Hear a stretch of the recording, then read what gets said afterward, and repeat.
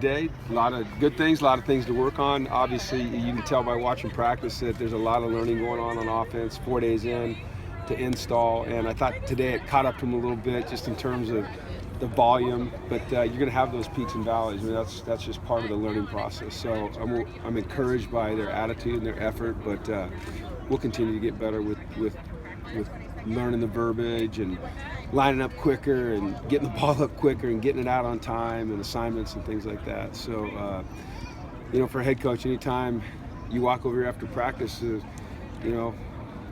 can be positive or negative depending on which side you're watching most. So I was fired about the defense today. But no, I think we're on the right track. I just love the way they're working and accepting the coaching and learning in meetings and bringing it out here and applying it. So it's been really good. Like you might have cut it a little bit short today?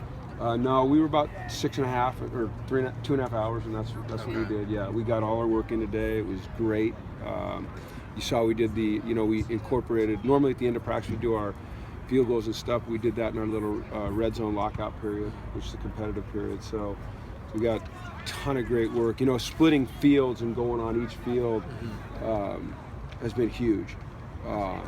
I have to get used to the fact that it slows us down a little bit because we're not going at quite the tempo you can't with the bodies that we have, but we're getting tons of reps. I think we had 128 gradable reps on Saturday, which was pretty amazing. So it's exciting.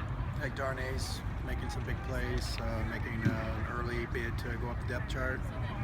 Well, they're all competing well, but he made a couple good plays today in one-on-one. He made a nice tackle on the sideline there. This is a remarkable athlete. 196.8 pounds, 5'11", freshman who can run and hit, and he's confident, and his teammates love him, and it's fun to see. He's a special talent, so we just got to, keep him on track, keep him humble, and keep him working, and that's the type of kid he is. Jed was talking about how he didn't watch much film of last year's team because he didn't want to have any basically preconceptions. Did you kind of flush that away in your own way, or did you feel like it was important to spend a lot of time this offseason kind of digesting what happened in an effort to fix it? No, I mean, you do that every week during the season, and it's the first thing you do at the end of the season is, before we hired this staff, I had already gone back and, evaluated every player. We have write-ups on every player. We have we call point of attack tape on every player that demonstrates their strengths and weaknesses. We have a plan of attack for them getting better. I mean, that's just normal procedure, really, every year. I don't think you can ever just flush a season. I think there's something to be learned from great seasons and things we learn from not so great seasons. What do you think Coach Foster has brought to this group of running backs as he's come back to campus? I love his demeanor, and he's an excellent coach. He explains things well. He's done it at the highest level. He's been very successful. So he's able to take learning points and describe it in ways that they understand it as running backs. You might see things a little bit differently than someone that's never played the position. I also think that, he's brought him a sense of confidence. That's kind of how he coaches.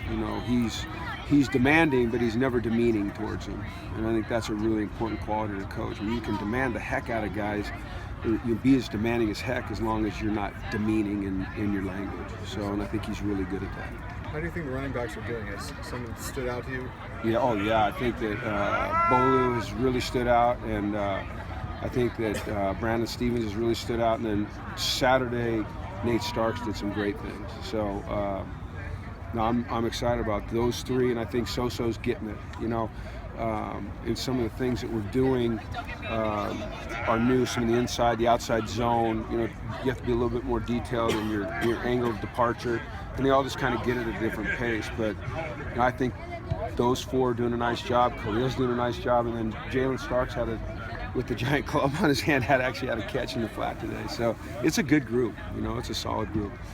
We're still very early, but would you like to maybe tighten up that rotation a little bit? I know all five guys got at running back? Yeah. You can't in practice, not when you're working on two fields. You can't tighten a rotation. Everybody has to have reps. And when you're taking 124, 128 reps on Saturday, you need all the backs you can get. Heck, I wish we had more. I wish we had more backs and linemen and receivers and linebackers and D-line. Well, maybe not D-line, that's our strongest, deepest position by far, but you just want more bodies and more people to contribute and compete.